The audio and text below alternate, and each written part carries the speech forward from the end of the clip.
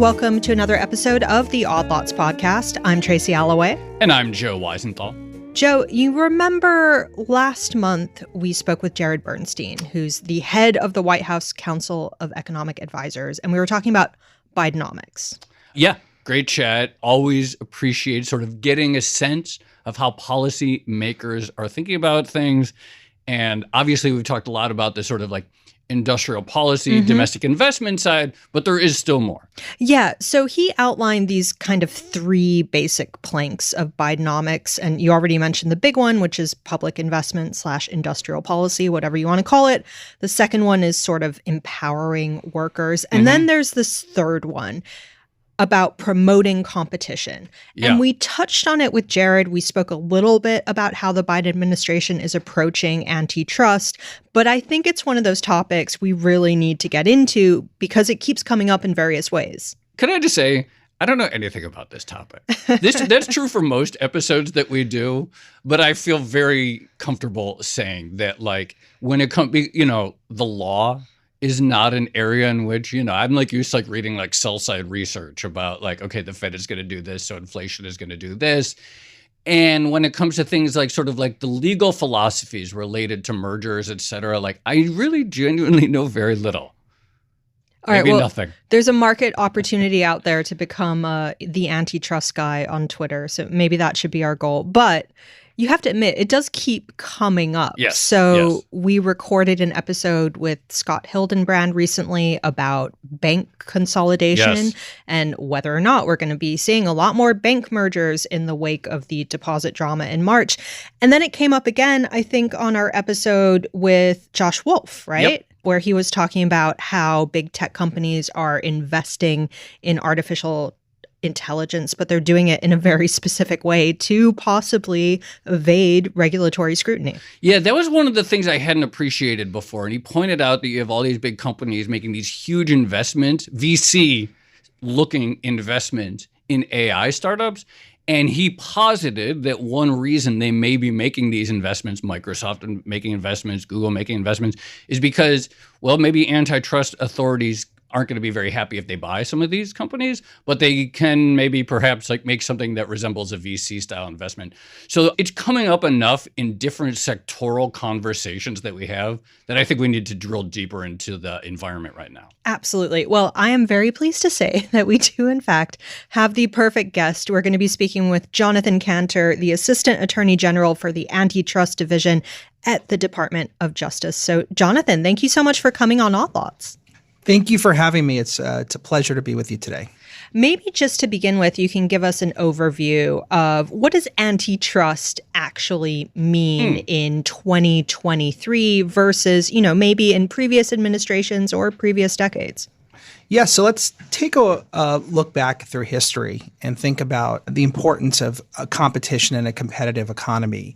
It's been the cornerstone of our society since the Tea Party, but you can think back historically to Standard Oil and AT&T, IBM, Microsoft. At major inflection points in our economy, we've confronted monopoly choke points. And antitrust has been, some have referred to it as the Magna Carta of free enterprise. It's the way in which we open up opportunity so that companies who want to compete can compete on the merits. So antitrust can deliver lower prices. It can deliver better wages, better working conditions. It could deliver opportunities to build and grow a business. These are the arteries of commerce, and Congress made a value judgment over 100 years ago that competition matters. And so our job is to enforce the law. And sitting here in 2023, you mentioned Bidenomics, you mentioned the interest in antitrust globally and domestically. And that flows from, I think, an appreciation on so many different dimensions that we can't have a democratic society, we can't have a free society, and we can't have a market-based economy without opportunities for competition. And so our job is to enforce the law in order to keep competition thriving in our country and to do so in a way that's consistent with the will of Congress.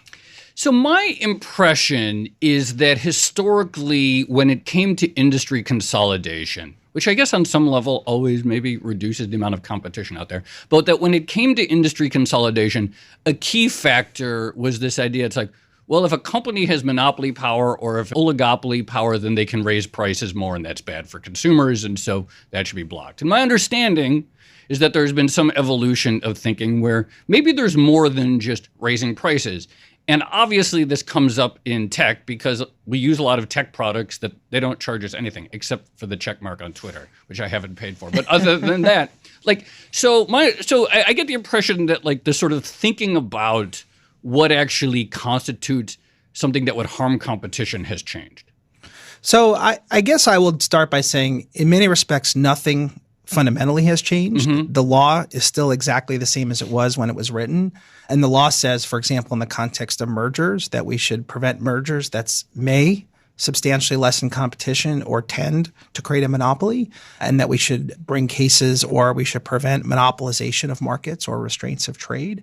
The law and competition hasn't changed, and that the benefits of competition are many. Competition delivers certainly lower prices, but not just lower prices. I think we can see that in our everyday lives. And if anything, I would say there's today, perhaps than in the recent past, a greater appreciation of why we should care about competition. I think it resonates with people in so many different corners of our country, whether it's somebody looking to start a business, somebody competing with an established business who wants to break into a new market, somebody who wants the ability to switch jobs or get the benefits of competition for labor, an author looking for a book advance, a traveler looking for fewer cancellations and better conditions on their flights. All of this is competition. It also relates to the marketplace of ideas. Competition in the media space, for example, generates the flow of information, which is foundational to our political discourse. And in the United States, that distinguishes us on the world stage as a democracy. And I think we are proud of that, but we have to protect it and we have to invest in it through a competitive economy. Are we allowed to say hipster antitrust in this conversation? I mean, that's kind of what you were alluding to, right, Joe? Well, yeah, I mean, there is some change, right? There is some shift.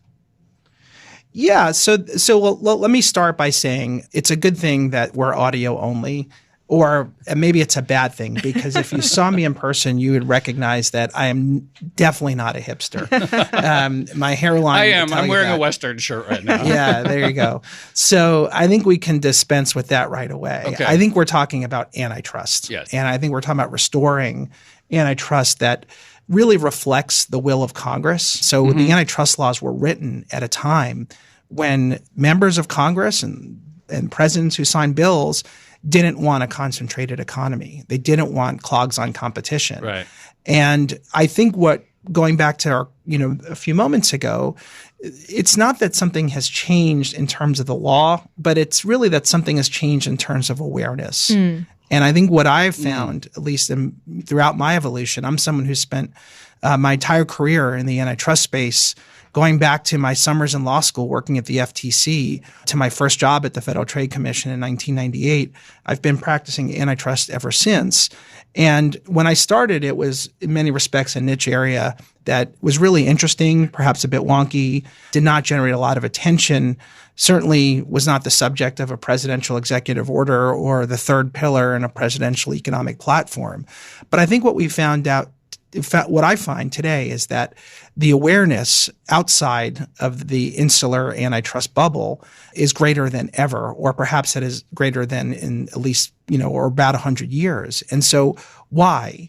Well, I think so many different people have experiences with monopoly choke points in their lives. And they're all very different. It could, again, be a worker looking to be mobile. It could be the small business. It could be the traveler. It could be the concert goer. It could be the person who cares about their privacy. People want control over their lives. They believe that freedom and choice and competition go hand in hand. And so what we've seen is a greater awareness. And I think there's an important opportunity to meet that moment, but we have to do it in a way. And I would remind at least folks listening now that my job at the Antitrust Division at the Department of Justice is as a law enforcer. So I don't write the law. I don't make the law. In many respects, the policy judgments have already been made. They've been made by Congress, interpreted by courts over a century.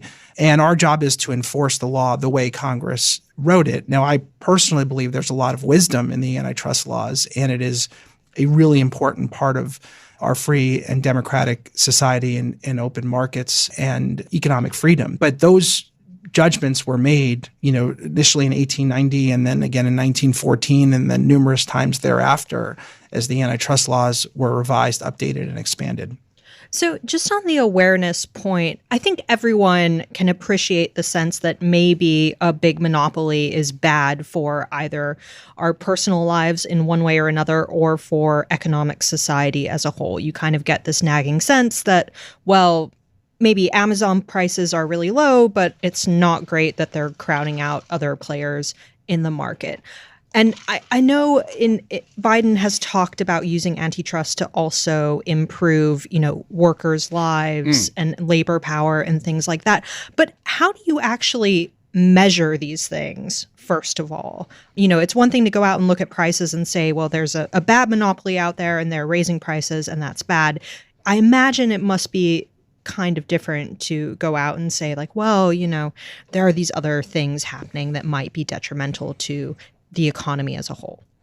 Right. So that's why each investigation is highly fact intensive. And so we start, and we just talked about this in some new merger guidelines that we'll probably talk about in a little bit, but we talk about one of the first questions we ask in an antitrust investigation is, how does competition in this market present itself?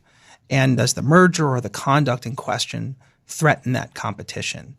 And then we work backwards from that, because competition is not this monolithic being. It's dynamic. It presents differently in markets throughout the economy. And so we start by saying, how do we have a sophisticated understanding of how markets function? And so in a technology market, it might be a multi-sided platform with significant feedback effects and where data itself is a platform. And this is something we're seeing increasingly in AI. And the competitive dynamics in a market like that might be very different than traditional vertical supply chain where you have a manufacturer, a wholesaler, and a retailer. And if we don't adapt our thinking to make sure that we understand the economics of how markets function in a modern economy, then we're going to miss the competitive dynamics, and then we're not going to be able to enforce the law effectively. And so our job is to make sure that we have the expertise to do that. And so that's one of the things that we've been doing over the last year at the Antitrust Division is we've been building our expertise to meet the needs of a modern economy, and that includes hiring AI experts and technologists, in addition to labor economists and of course our IO economists and competition experts. And that's a field of expertise and a scope of expertise that I think we have to expand in order to be relevant.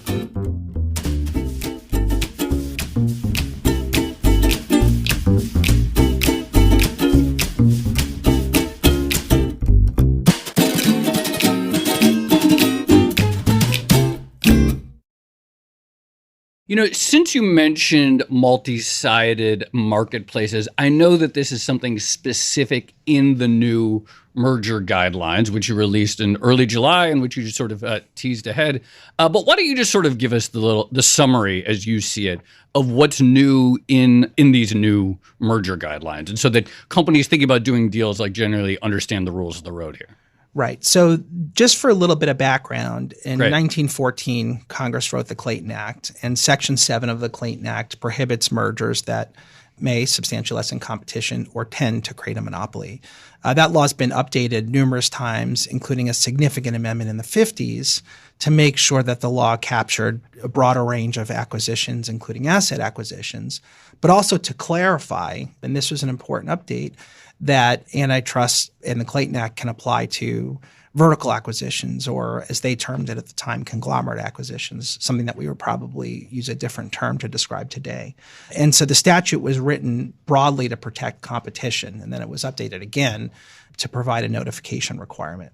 Starting in 1968, the Department of Justice started issuing guidelines to help provide a framework that the department could use with transparency to the public to have a little bit of discipline and transparency into how we go about analyzing mergers.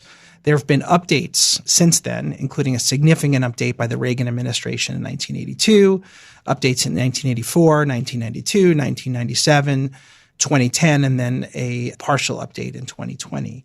And so there's a rich history of updating these guidelines to generally meet the needs of a modern economy, but also to reflect changes in the law, both statutory and interpretation by courts like the Supreme Court. There was an executive order early on in this administration by President Biden that encouraged or mandated that government across agencies start taking competition more seriously, and we pursue a whole of government approach to how we think about competition policy. As part of that, it asked the Department of Justice and the Federal Trade Commission to revisit whether updates to the merger guidelines were appropriate. We undertook that exercise. We solicited public comments, of which we received very historic number relative to past endeavors. And what we uncovered was that the merger guidelines had largely been, and there have been many really helpful updates over the years, but it's largely been an update to the same framework. And that framework often started with the question, is this merger vertical or is this merger horizontal, right? Because those were legally significant or economically significant questions. But one of the things that we've learned is that markets don't always present in that two-dimensional way. And I often like to say that thinking about markets as vertical and horizontal is like looking at 4K video through a black and white TV. You might make out some of the images, but you're going to miss all the nuance. And the fact of the matter is today's economy is, the geometry is more like a gemstone. For fans of the show, a righteous gemstone, but it's more like a gemstone than it is a two-dimensional drawing. And so if you think about the realities of today's economy, certainly compared to 50 years ago, it's different. Phones don't have rotors. Documents are stored in the cloud and not in file cabinets. And even 10 years ago, most people are still stopping at the gas station and asking for directions. Our worlds have changed. Data isn't something that is a byproduct of business, but it's the product of business now that itself is becoming a platform. And markets are increasingly multi-sided, multi-dimensional, and more sophisticated. And it's really important, at least to me, and I think to the public, that we adapt our analytical frameworks to recognize those foundational shifts in our economy and to use state-of-the-art economics and analysis to ensure that we are conducting investigations in a way that accurately reflects the realities of today's market, and that we are building the expertise necessary to understand those nuances and ask the right questions so that we can generate the right answers to determine whether the facts and the law support enforcement. I definitely want to ask you how you're applying those analytical frameworks to specific industries, but maybe one more process question from me, and you sort of touched on it in that answer there, but one of the things that has happened recently is, the White House has directed a bunch of different agencies to think more about competition, think more about antitrust. How are you coordinating with some other entities like, for instance, the Federal Trade Commission? How are you all collectively working together on this issue? It's a great question. So we have a very good relationship with the Federal Trade Commission, and the Department of Justice Antitrust Division and the Federal Trade Commission have worked closely together for decades across administrations. I think what the executive order really unlocked was a broader whole of government approach and an opportunity to really think about competition in so many different dimensions. And so we've seen reports come from Treasury relating to the spirits and alcohol and beer business. We've seen reports relating to agriculture. We've seen greater cooperation with our partners at the Department of Transportation. What we're seeing, and I was actually thinking about this a little bit earlier today, it's almost the way in which in the 80s cost-benefit analysis was infused into regulatory and policymaking across the government. I think the executive order really elevated competition in a very similar way and said it's a core value that we need to carry forward in every dimension. So if we want a competitive economy, we need to make sure that we're thinking about competition in all aspects of our government. I think that's a separate question from enforcement. Enforcement is more specific.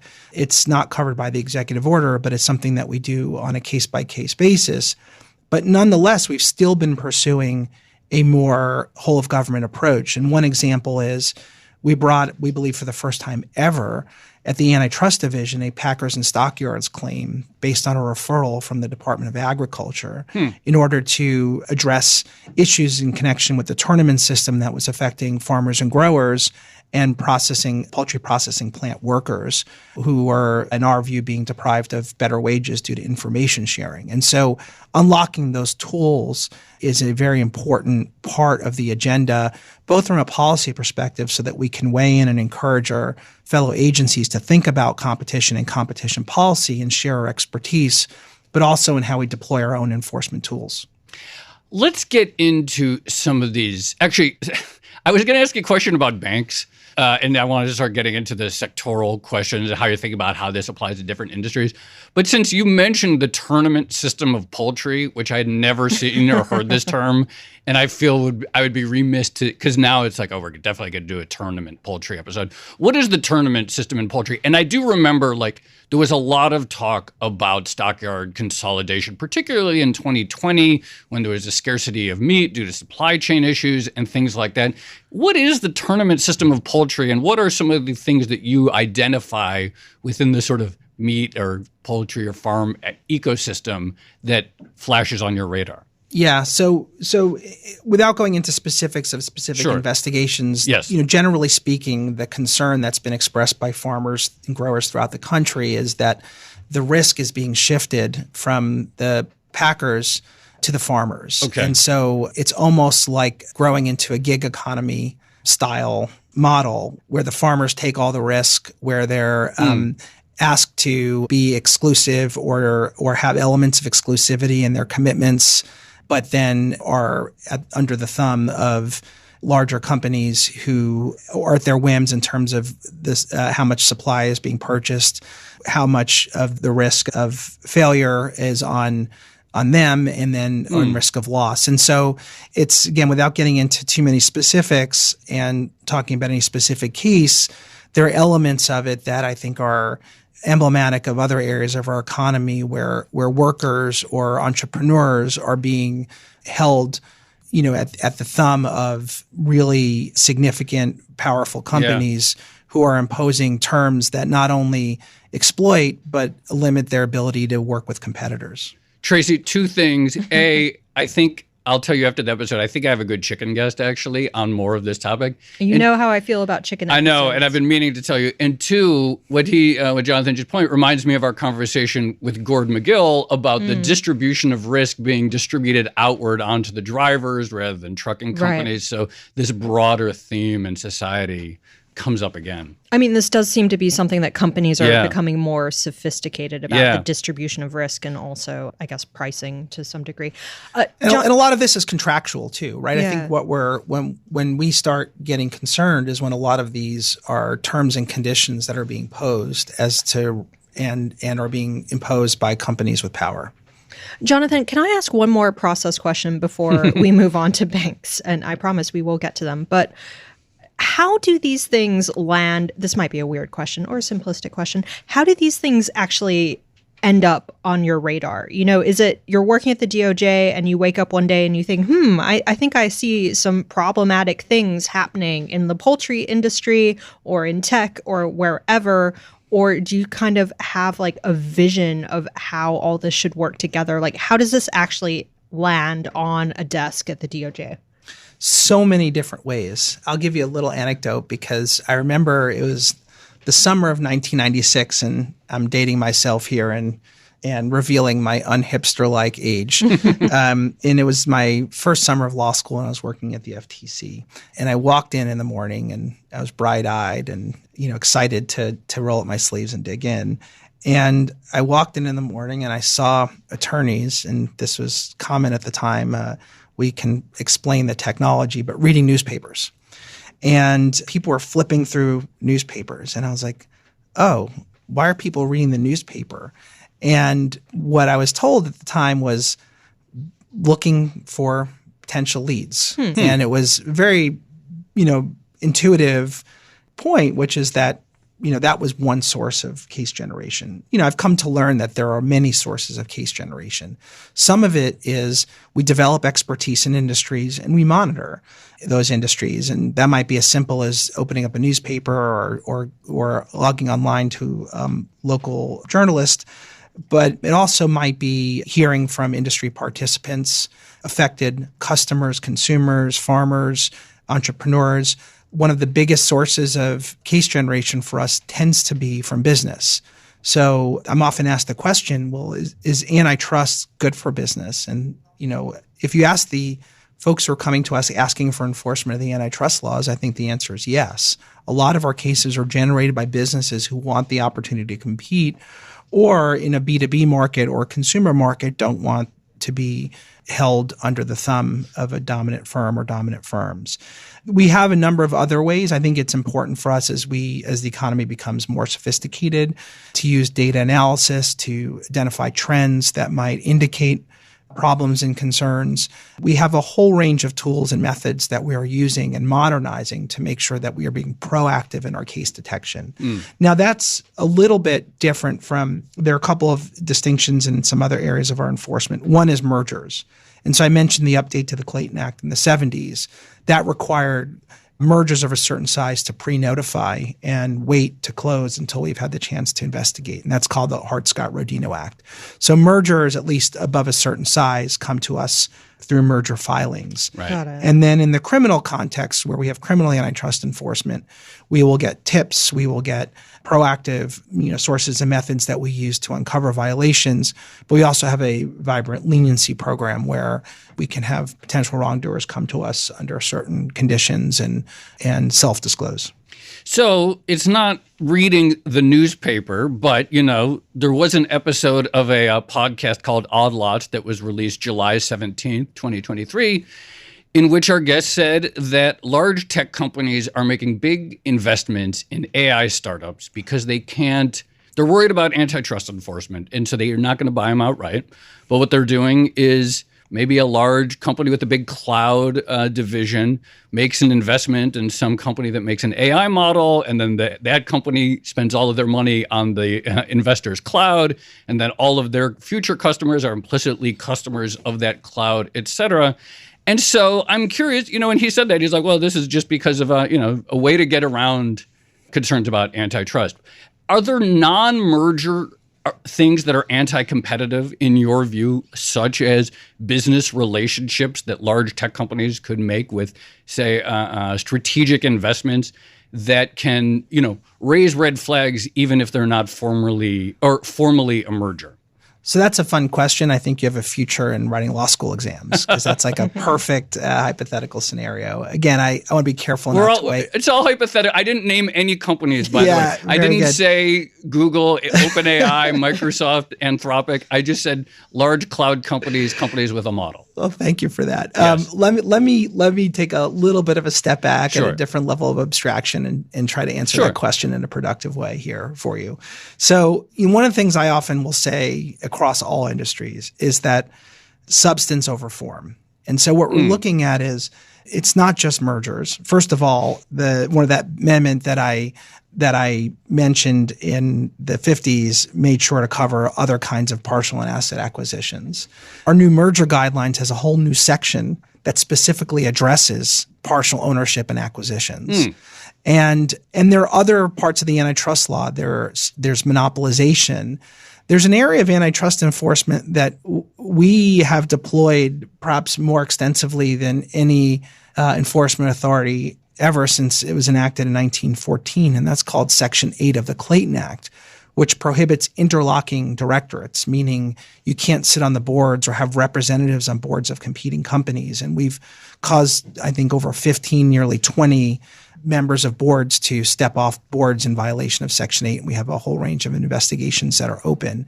So the short answer to your question is we have many tools that we can use, and it's substance over form. And so attempts at evasion are usually not successful. And so if the goal of a transaction or an investment is to monopolize a market, manipulate a market, to exclude competition, then we have the tools necessary to address that if we need to. Let me ask the question in a slightly different way. Do you see any evidence currently of perhaps anti-competitive practices in some of the, let's call it the AI boom recently? And then secondly, I'd just be curious how you're sort of looking at AI and its interactions with tech. And I know you mentioned beefing up staff and technical expertise on that matter. Yeah. So the first part of the question I will artfully dodge because I can't talk about specific industries. I appreciate the effort. It's noble and noted. But the second part I can embrace.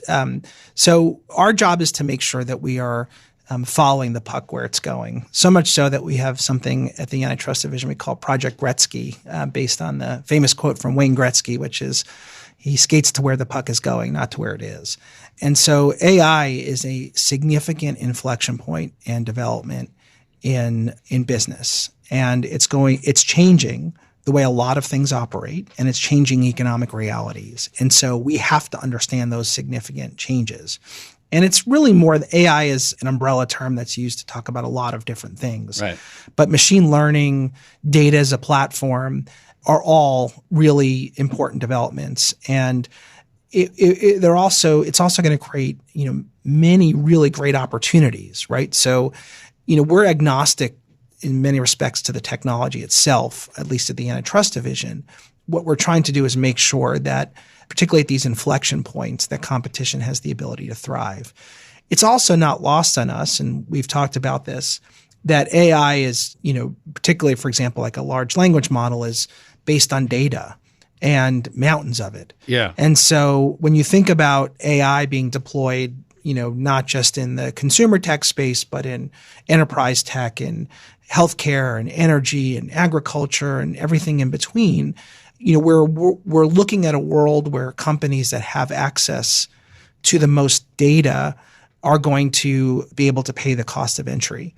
And so if you want to build those foundational platforms, you're going to need a corpus. You're going to need data at scale. And so competition or lack thereof in a predecessor technology could very much limit the ability for there to be vibrant competition for technologies in AI that depend on data. So we have to think about making sure that we're opening up all avenues to competition in this space. But we can't do that effectively, in my view, unless we understand it, unless we have the right experts in-house in order to appreciate those nuances and see clearly what is actually happening in the marketplace and then skate to where the puck is going.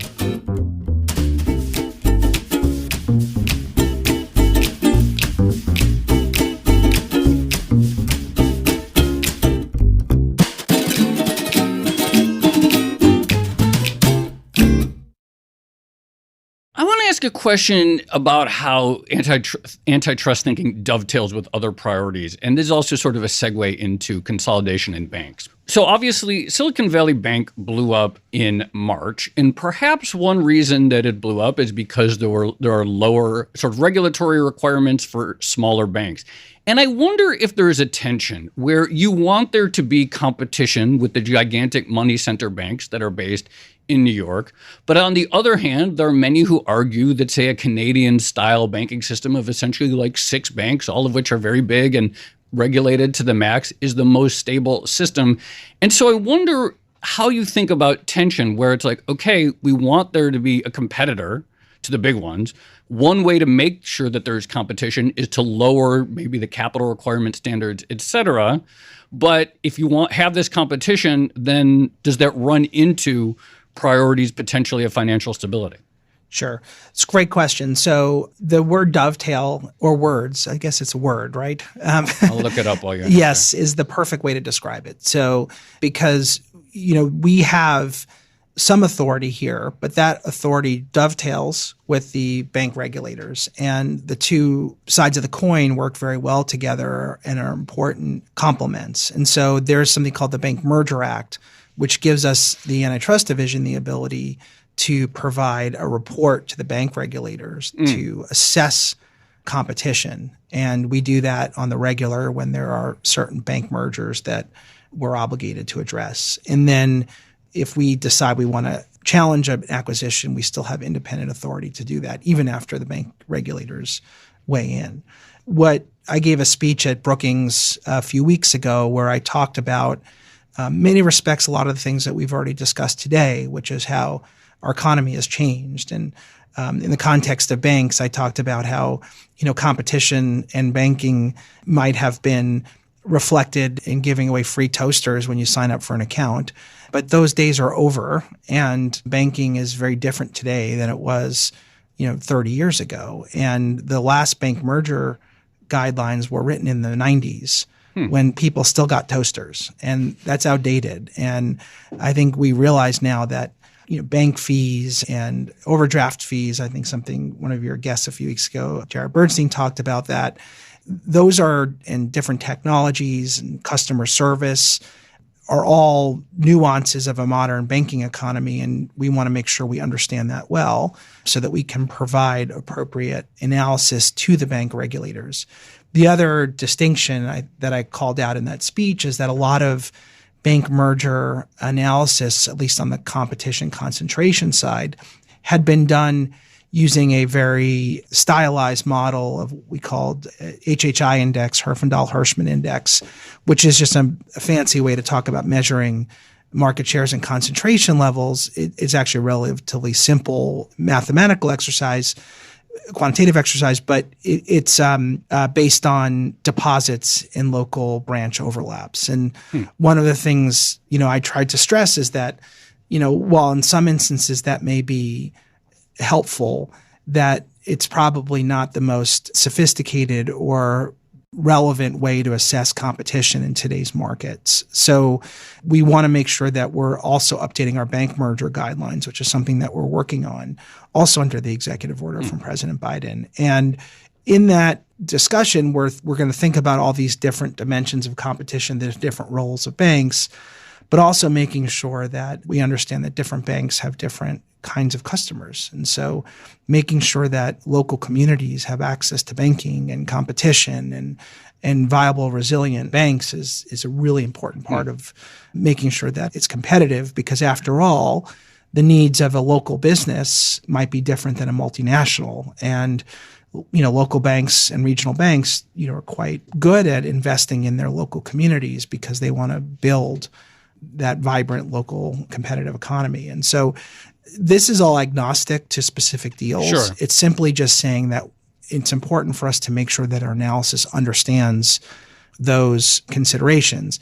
But that's against the backdrop of a multi-factor analysis that the bank regulators have to undertake. And we have a part of that, but it's just a part, including convenience and needs and other factors that are related to but not perfectly overlapping with competition.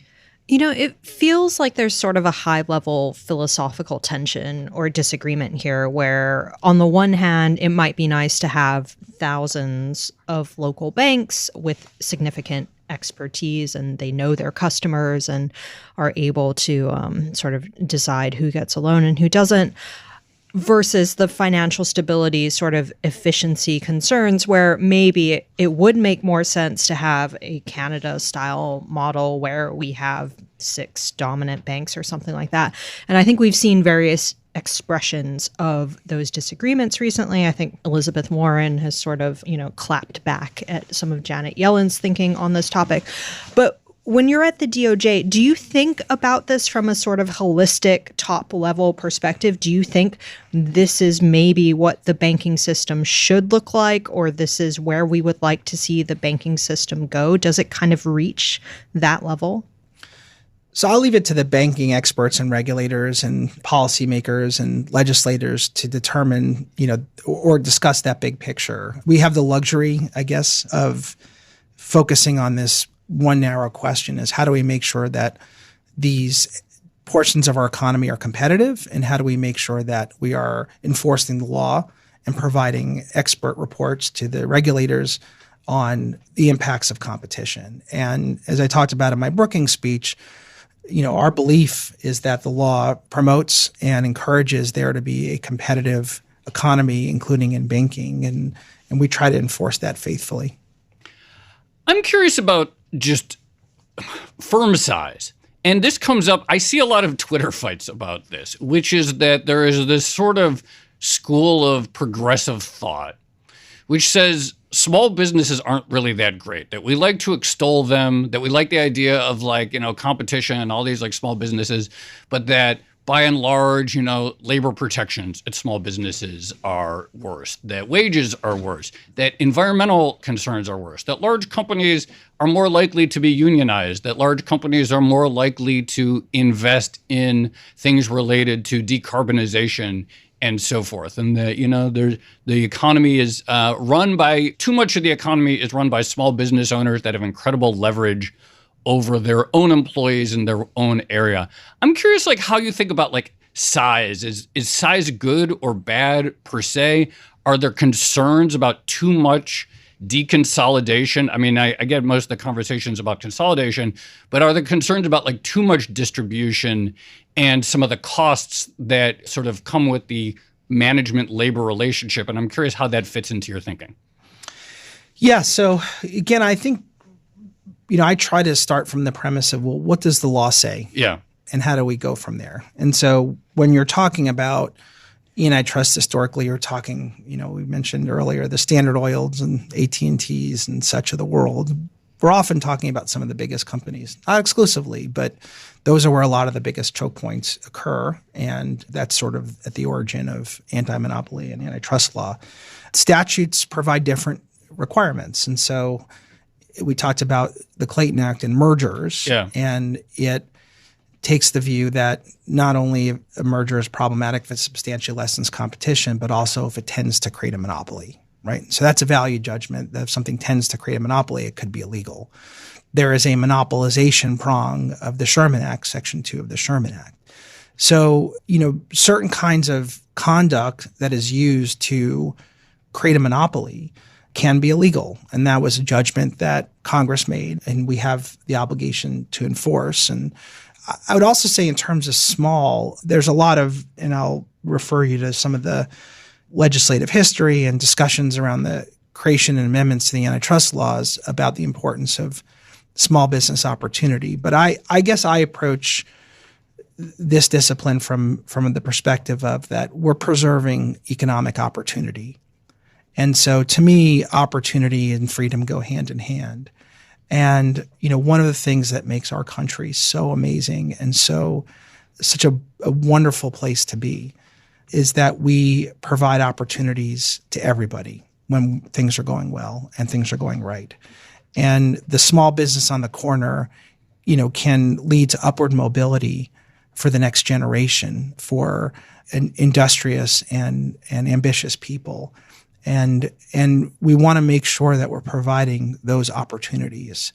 And if those opportunities and those avenues to upward mobility are clogged, not only are we depriving citizens of the freedoms, the fundamental economic freedoms that they crave and that we promise to our citizens, but we're also losing out on all of those benefits. And so competition is a value. It's a value that we have invested in as a country because we believe that providing opportunity and freedom of opportunity can generate so many benefits in so many different ways. And, I often say it's not a switch that you can flip on and on when you need it. You have to invest in it. And I think that's why Congress, was wise when it wrote the antitrust laws, because it preserved those avenues for opportunity and competition. And the courts and Congress have been clear that those avenues and opportunities should not be limited to a select few. They should be open to everyone, including small businesses, farmers who are themselves small business owners, entrepreneurs. They should be geographically dispersed in those opportunities, and they should be merit-based. They should be based on the merits of your innovations, your customer service, your commitment, and your imagination. And so to me, we don't have any of that as a society unless we have competitive marketplaces. So the polar opposite, perhaps, of the iconic American small business is probably American private equity. And there have been tons of negative headlines over the years. And I know this is something that's on your radar that you've talked about. I think you specifically talked about private equity's ability to exercise command and control over markets. Can you tell us a little bit more about how you're thinking of private equity's role in competition and what exactly the issues might be there? Yeah, so let me start by saying that the antitrust laws are business agnostic or business model agnostic, and so I think they apply equally across all businesses, including private equity. As I mentioned before, it's important for us as enforcers to be mindful of developments on the ground, including economic realities, and I think we can all agree that private equity, today means something very different than it did 30 years ago. And its prevalence and importance, or at least impact on our economy and our industry is quite significant and different than it was in the past. And again, that's just in an agnostic way. I'm not suggesting it's good, bad, or otherwise. It's simply a fact. And so if we want to be relevant in understanding whether there is an antitrust violation or where to focus, we just need to make sure that we understand those market realities. And so, issues that show up in non-private equity markets can show up in private equity too, but there also might be, distinguishing characteristics. So for example, private equity might lead to a greater number of board interlocks, and it might result in more need to enforce Section 8. We talk about roll-ups and we talk about serial acquisitions, which is something we see in private equity and out of private equity, but it might be an issue that becomes something we have to address with greater frequency if the business model, is in fact to roll up industries in order to reduce competition. Again, I think we just have to call the balls and strikes as we see them. But if there are changes in how companies or businesses are run, invested in, then I think we have to be mindful of that. And we also have to be mindful of, what is improving productivity and what's not. Again, these are all business model agnostic, but they're important concepts that apply to antitrust. And if we are being relevant, we have to be aware and knowledgeable of those developments. I know in the beginning of the conversation, I think you sort of perhaps downplayed the degree to which the sort of you're thinking about antitrust is like some big departure, like, some new thinking. And you're like, look, there's the law, and over time the rules get rewritten and maybe there's some interpretations, but basically you're enforcing the law as written by Congress. That being said, and it's been, Bloomberg has reported on this, the DOJ and the FTC have suffered a handful of setbacks in courts relating to some of these deals and mergers. I think there was recently a sugar deal. I know we're not going to talk about specific deals, but when you think about how you think about antitrust, and perhaps how maybe the sitting judiciary, which may have judges who have been sitting there for 20, 30 years, maybe appointed by the Reagan administration, think about antitrust, does that affect your strategy in terms of thinking about which cases you can bring, essentially based on you have your perspective on what antitrust law says, and maybe the sort of stock of judges that are out there have a separate perspective? Yeah. So let me address that question and also, try to at least give you some perspective from the Department of Justice. When we bring a case, it's a matter of law enforcement. We have the burden. It's on us to make sure that we are following the facts of the law and presenting it to a court or jury in a way that convinces the court. And so that burden is on us, and it's up to us to make sure that we are bringing the right tools, the right facts, and the right legal analysis to persuade a court. And we play to win. And if we think we have a case that is sustainable in the facts and the law, and that it is the right use of our prosecutorial discretion, we move forward. And we do so in a very passionate and fact and legal-based way. I will speak just from the Department of Justice perspective, because I've, heard people, sometimes not all the information, it's all out there, but it's sometimes harder to collect. I'm very proud of our track record. So in this administration, we filed 9 cases in court. Mm-hmm. We've had 2 litigated victories, including a significant victory in a publisher merger, Penguin Random House Simon & Schuster. We've had the AA JetBlue Northeast Alliance case in Boston. We had an out-of-court settlement in a merger case. 2 cases mergers were abandoned after we filed. And we've had, by our count, 12 mergers abandoned right before we were going to file or in the face of filing litigation. And we have one pending. And so when you take that against a track record of a few negative outcomes in court, which we, accept and learn from with humility, I think that's a pretty strong record when you look at the whole of the programmatically significant cases that we've won. And I think, 15 or more abandonments, including some after we filed in court. That's a pretty good track record. And I'm proud of that. And I'm proud of the hardworking and professionals at the Antitrust Division and Department of Justice who have fought capably and professionally and with vigor and sophistication on behalf of the public and competition. And we're getting really good results that I'm extremely proud of. Can modern antitrust enforcement work without an update to existing antitrust laws? In other words, do we need more work on the actual legislative, underpinnings of this in order to make it more effective? Yeah, so I have a couple of views on this. First is, our job is to enforce the law. It's the job of Congress to write it. So on some level, that is a decision that needs to be made by Congress. And so they'll give us the tools and we'll use them. I believe that the antitrust laws today still matter and they still can protect competition and the public. And we were going to enforce them in a way that's appropriate and consistent with the facts on the ground. At the same time, there have been proposals in Congress to update the antitrust laws. We have weighed in as the Department of Justice in select instances, both in terms of providing technical assistance and in other instances with a full-throated endorsement of legislation. And so, we take that on a case-by-case basis, but ultimately that's a decision that comes from Congress. And we're very mindful of the fact that they write the law, not us. And it's our job to enforce the law as they write it.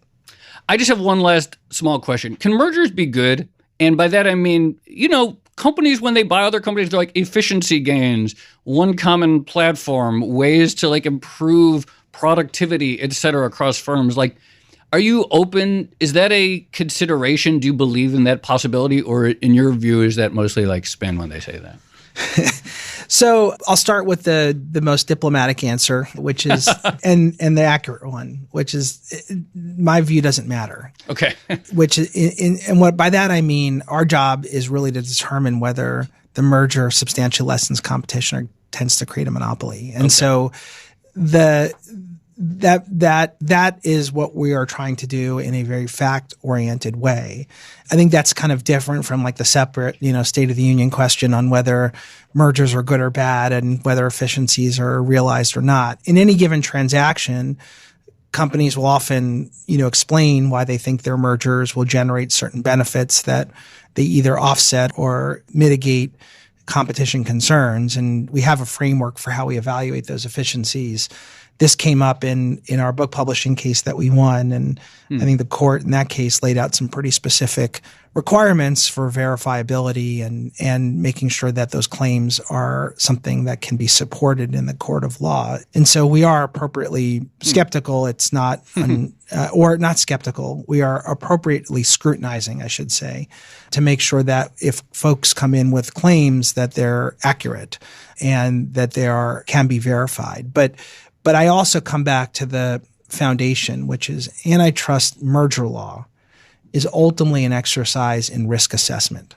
And our job is to assess the risk that the merger may harm competition or tend to create a monopoly. And that requires a whole range of considerations that have been, laid out in the statute, but ultimately refined by courts over the last century. And we deploy those considerations in a way that's faithful to the legal precedent. But it is necessarily predictive and not is necessarily forward-looking and does not require certainty and prediction. It's a risk assessment, and that's how we treat it. And we use the best evidence we have available, the best data, the best analytics, the best economic evidence to try to be as accurate and responsive as we can to the facts on the ground. But ultimately, it's a risk assessment. Merger's good, monopoly's bad. I'm going to have that made as a bumper sticker, I think. Jonathan Kanter, thank you so much for coming on All Thoughts. Really appreciate it. Very good. It's such a pleasure to be with you, and thanks for such a fun conversation. And I'm going to go home and tell my kids that I'm officially hipster. Maybe not in antitrust, but we did it. We converted on an econ podcast. Yeah.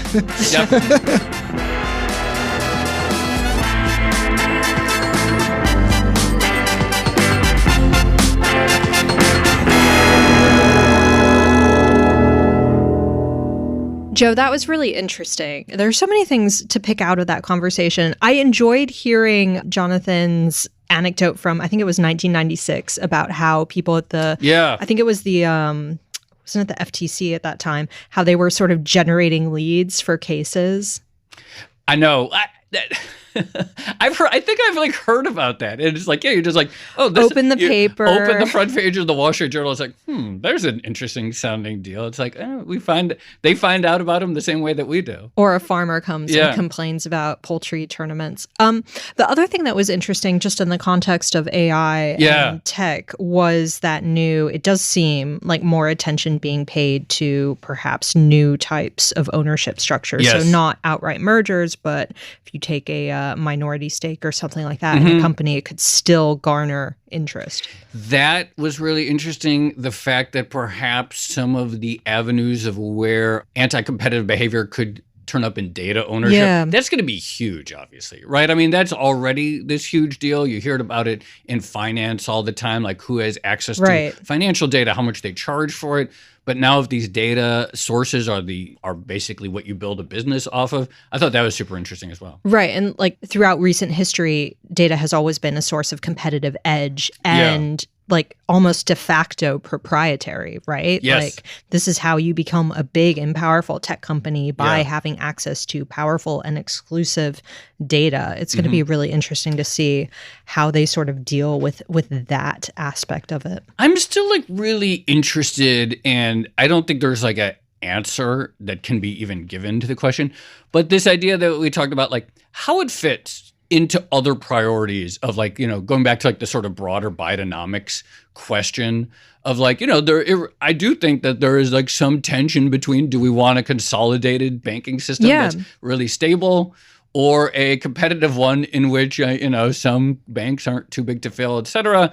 I think some of these questions about how small can small businesses be bad? There are some really interesting fitting it into the sort of broader Bidenomics, or maybe the progressive framework is very interesting to me. Right. And Jonathan was very diplomatic about, saying that it's not his job to sort of sort out what the U.S. banking landscape should look like. It's his job to enforce the existing law. But you do kind of wonder who is making those decisions and whether or not they're being made on a sort of holistic top-down level.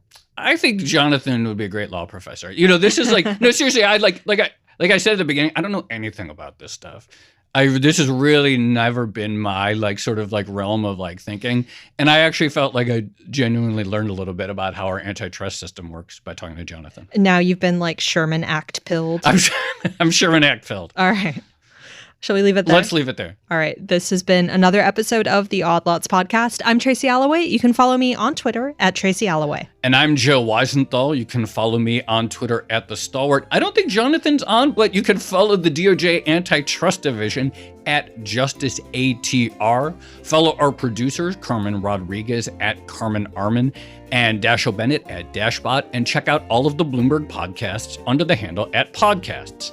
And for more Odd Lots content, go to Bloomberg.com/oddlots, where we have transcripts, a blog, and a newsletter.